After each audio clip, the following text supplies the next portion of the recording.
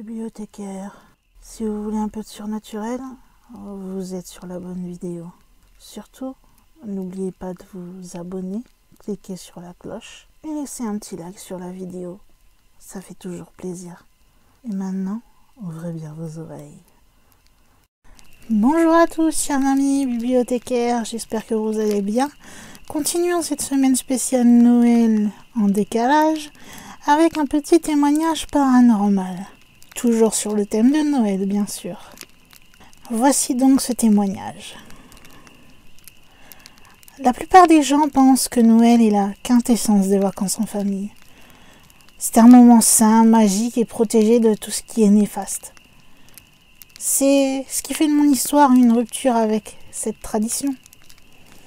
Si ce n'était pas vrai, je l'aurais gardé pour moi afin de préserver l'heureuse image d'un jour merveilleux pour ceux qui aiment Noël. Mais voilà, quand j'étais enfant, j'avais déjà du pain sur la planche, avec des parents qui étaient loin d'être normaux. Mon père a horreur de Noël, et j'étais bien obligée de me taire par rapport à ça si je ne voulais pas subir sa colère. Quant à maman, elle était toujours absente à cause de ses problèmes de toxicomanie. Papa avait eu aussi ses problèmes, bien sûr, mais lui, ils étaient transmis de son père. Maman a dit un jour qu'il était né avec une bouteille de bière dans les mains et qu'au moment de Noël, la situation devenait toujours de plus en plus grave. C'était comme s'il y avait une sorte de vendetta secrète pour les vacances et qu'il mettait tout en œuvre pour que notre maison soit libre de Noël. Quand j'avais 10 ans, les choses ont pris une tournure bizarre et malfaisante. Quelques méchants amis de mes parents sont venus. Et ils ont tous décidé de mener une séance. Je suis partie me cacher dans ma chambre alors qu'ils étaient tous perdus.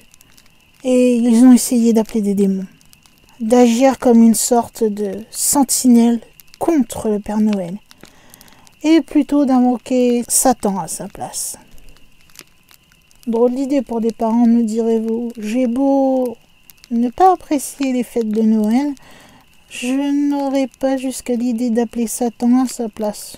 Qu'est-ce que vous en dites? Mais bon, continuons le récit.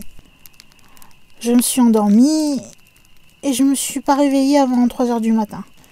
En voyant que la maison était silencieuse, je me suis alors glissée tout doucement en bas pour regarder le carnage. Je ne m'attendais pas du tout à ce que j'allais voir. Mes parents et leurs invités étaient répartis dans tout le salon. Ils s'évanouissaient et se drapaient l'un sur l'autre. C'était dégoûtant. Mais j'ai soudain été distraite par un bruit effrayant. Cela ressemblait comme des sortes de vieux engrenages qui grincent l'un contre l'autre. Et ça semblait venir de la cheminée. C'était bizarre. L'enfant en moi a alors eu plein d'espoir et d'excitation qui ont grandi en moi. Mais j'avais quand même quelque chose qui me disait que peut-être que j'allais devoir courir. C'est alors qu'une créature noire a commencé doucement à sortir de la cheminée. Le sang que j'entendais au départ a commencé à se transformer en un mélange de peau craquelée et de vieux os écrasés. La créature semblait avoir été comme incinérée pour devenir croustillante à souhait. Mais elle restait intacte alors qu'elle continuait de ramper dans la pièce. Elle marchait avec précaution, regardant mes parents, leurs amis, comme si elle essayait de décider lequel elle devait choisir. J'ai vu alors les mains avec les charbons de bois et les longs doigts atteindre les cheveux de ma mère. J'ai haleté et cette chose a alors soudainement levé les yeux. Je n'oublierai jamais ses yeux, comme de minuscules incendies dans de grands socles brûlés.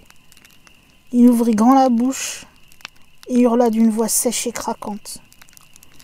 J'ai crié quand plusieurs autres créatures sont sorties de la cheminée. J'étais complètement paniquée et j'ai couru jusqu'à ma chambre. Je pouvais entendre les entités démoniaques monter les escaliers derrière moi.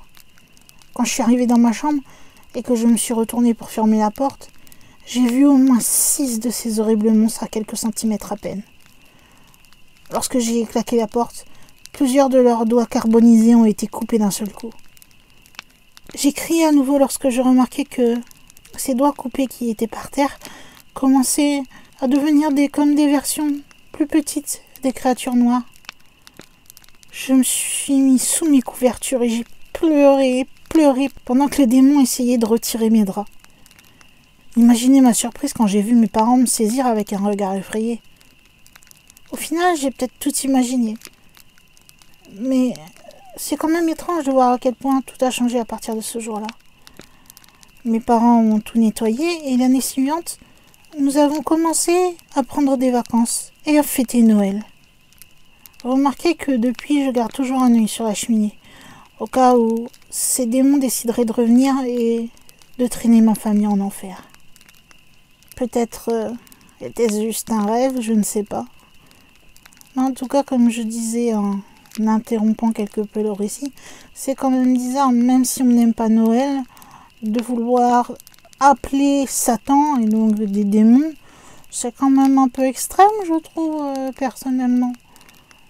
Je sais pas, vous en pensez quoi, vous? En tout cas, j'espère que ce témoignage vous aura plu. Vous savez que vous pouvez me le montrer en laissant un petit like et un commentaire, ce qui fait toujours plaisir. En vous abonnant si ce n'est pas déjà fait. Vérifiez que la cloche est bien activée, parce que vous connaissez YouTube. Et puis je crois que, en tant que la gardienne de cette bibliothèque, il est temps pour moi de fermer les portes de celle-ci et de vous dire à une prochaine vidéo.